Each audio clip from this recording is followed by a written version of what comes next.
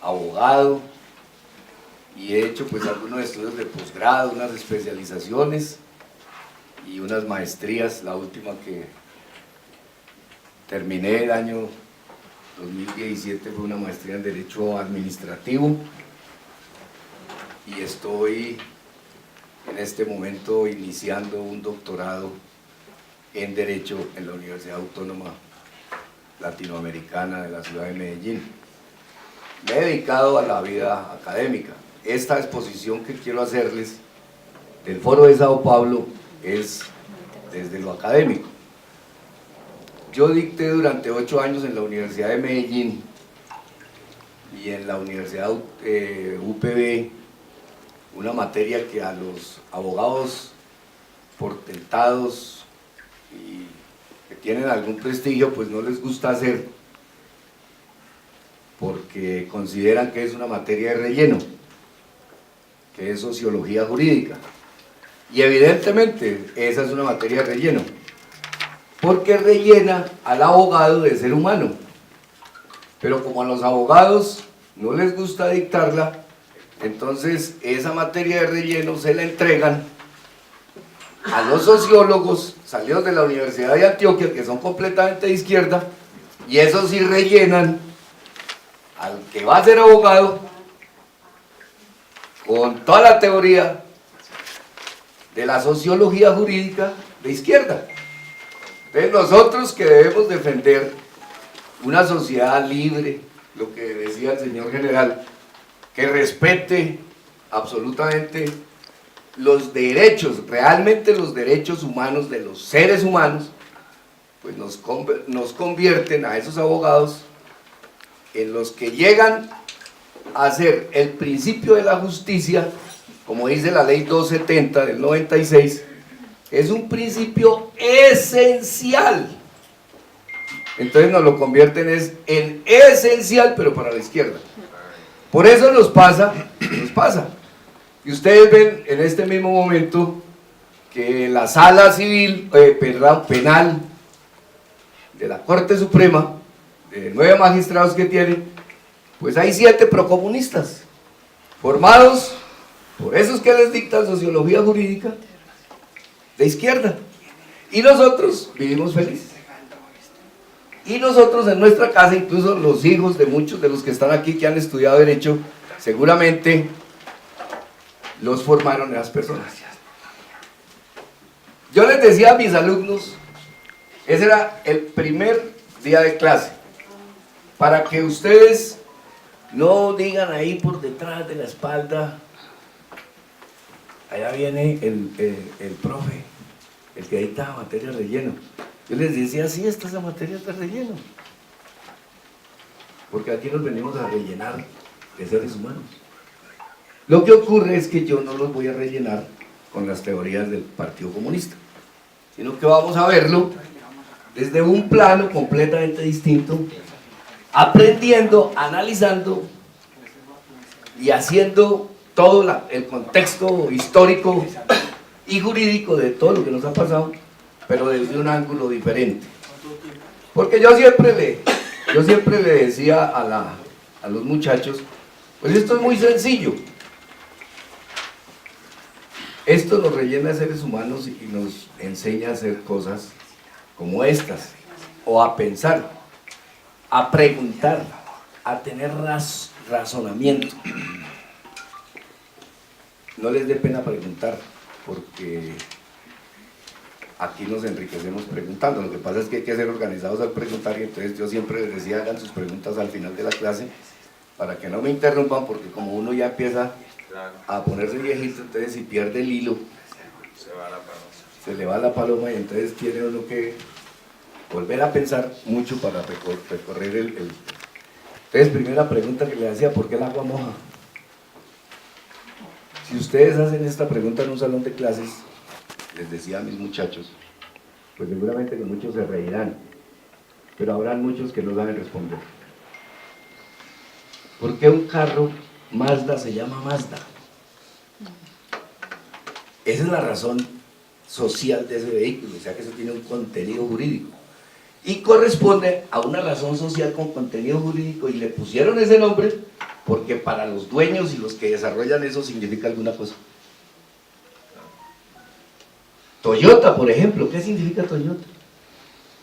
Si el que lo fundó era un señor de apellido Toyoda, no Toyota. Ahí les dejo esas preguntas para que... Entonces lo que yo quiero hacer hoy es no mostrarles el Foro Sao Paulo, no como aquel evento que se hizo en el año de 1990, así como lo definen seguramente en muchos textos que muchos habrán leído, después de la caída del muro de Berlín en 1989, pues Fidel Castro, muy preocupado, porque dijo, se nos acabó el fundamento ideológico del comunismo. Incluso muchos, yo escuchaba a muchas personas decir, se acabó el comunismo. Se acabó el comunismo. ¿Cómo así? Claro, vean, que cayó el muro de Berlín, la URSS se desintegró, ya no es la Unión de Repúblicas Soviéticas Socialistas, sino que es cada repúblicas independientes. Se acabó esto. Entonces, pues los que estudiamos un poquito más allá dicen, no, esto no se acabó, esto, la perestroika y el glasnost fue la continuación de toda la filosofía y la teoría marxista-leninista. Lo que pasa fue que cambió de aplicación, y en eso han utilizado absolutamente todos los eventos históricos, o utilizaron todos los eventos históricos que han acontecido con el ser humano. Todos. O sea que para estudiar el Foro de Sao Paulo no únicamente se debe remitir uno a mirar el año 1990 y lo que pasa después, porque miren ustedes que pasan muchas cosas. Primera consecuencia del Foro de Sao Paulo en Colombia, Constitución de 1991. Nos cambiaron absolutamente todo el ordenamiento jurídico.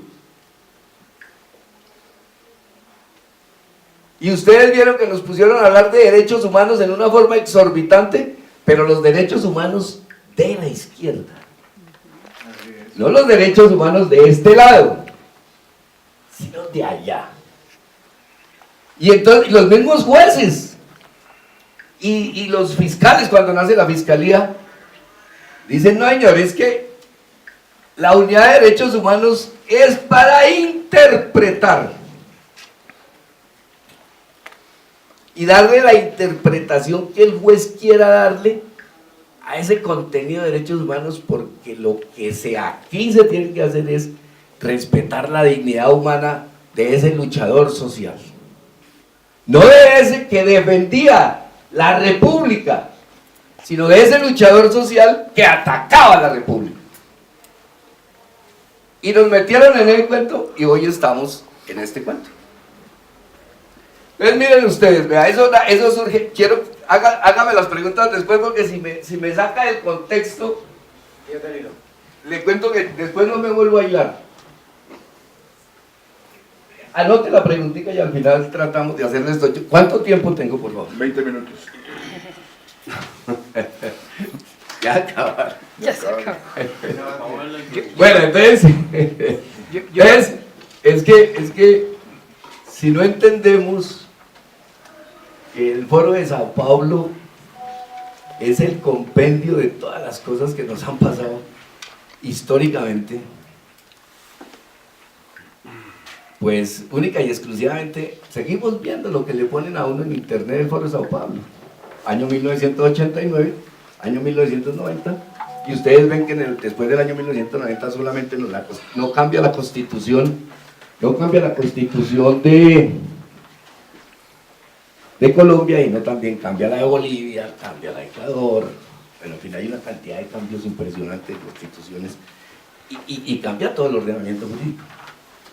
Para no irnos tan atrás, voy a contarles, por ejemplo, lo que pasó en el año 1300, ¿cierto? Que termina toda la parte de la Edad Media, y entonces dicen en la Edad Media, pues Dios era el centro de todo, pero al terminarse la Edad Media, Dicen, no, no es Dios, no es Dios. Es el hombre y lo que quiera pensar. Es el hombre y lo que quiera hacer. Y a consecuencia de ese año 1300, entonces surge la revolución de Martín Lutero Linders. Era un monje rebelde, hijo de un padre que había sido un asesino, y que él, ese monje, estaba enamorado de otra monja, y dijo, ¿y cómo hago para hacer esto si esto está, lo pétreo que tiene la iglesia no me deja hacer eso? Entonces hizo la reforma que se estaba gestando en otros países que tienen, como Suecia y demás, están haciendo otros movimientos de reforma, incluso la de Enrique VIII, que dice, como no me dejan separar, como yo no me puedo separar, me voy a casar la 8ª vez, entonces voy a crear mi propia iglesia y crea la iglesia anglicana. Entonces Martín Lutero toma todo eso que está pasando en Europa y hace la reforma, y dice, pues como Dios no es el centro, entonces ¿para qué necesitamos un pontífice? El poi facere, que es el pontífice, no se necesita. Entonces descabezó el sacerdote. Es que los nobles. Pero llega la Revolución Francesa y dice, pero si ya Dios no es, no necesitamos papa, entonces ¿para qué nobles? Únicamente la burguesía. Y la voz del pueblo es la voz de Dios. Entonces, quitan la burguesía de eso y queda los nobles, queda la burguesía. Y llega la Revolución Rusa y dice, pues ¿para qué queremos burguesía? ¿Para qué queremos burgueses si el pueblo es el que manda? Entonces queda solo